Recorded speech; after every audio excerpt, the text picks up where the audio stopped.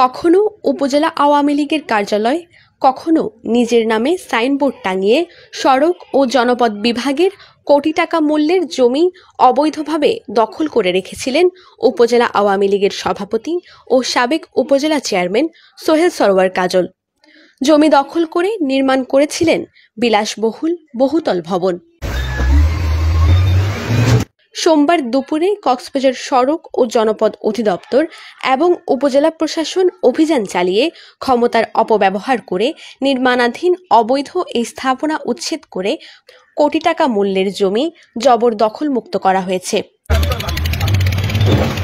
জানা গেছে, অবৈধভাবে দখলে রাখা এই জমিতে সোহেল সরওয়ার কাজলের নামে সাইনবোর্ড টাঙিয়ে বহুতল ভবন নির্মাণ কাজ শুরু হলে তা দখলমুক্ত করার জন্য কক্সবাজার সড়ক ও জনপদ অধিদপ্তরে লিখিত অভিযোগ জানান সোহেল সরওয়ার কাজলের বোন নাজনীন সরওয়ার আলম ও নিগার সরওয়ার কানিজ। অভিযোগ দেওয়ার পর জমিতে 5 তলা ভবন নির্মাণ শুরু করলে সম্প্রতি সওজ সেখানে অধিগ্রহণকৃত ভূমির সীমানা চিহ্নিত করে কাজ না করার নির্দেশ দেয়।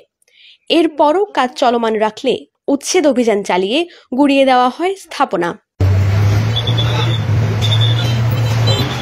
সওজের নির্বাহী প্রকৌশলী রোকন উদ্দিন খালেদ চৌধুরী জানিয়েছেন, নির্মাণাধীন স্থাপনা গুড়িয়ে দিয়ে সওজের রেকর্ডভুক্ত ও দীর্ঘদিন অবৈধ দখলে থাকা 36 শতক জমি এই অভিযানে উদ্ধার হয়েছে।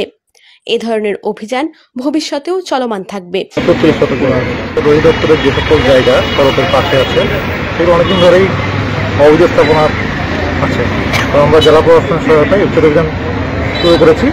এটা চলমান প্রক্রিয়া, এটা চলবে এবং সামনেও আমরা এটা চলমান রাখবো এবং সড়ক জনপদে যে সকল জায়গা অবৈধ স্থাপনা আছে সবগুলো আমরা অবৈধ স্থাপনা মুক্ত করবো ইনশাআল্লাহ। এ সময় রামু উপজেলার সহকারী কমিশনার ভূমি মোহাম্মদ সাজ্জাদ জাহিদ রাতুল এবং আইনশৃঙ্খলা বাহিনীর সদস্যরা উপস্থিত ছিলেন। News desk, TTN.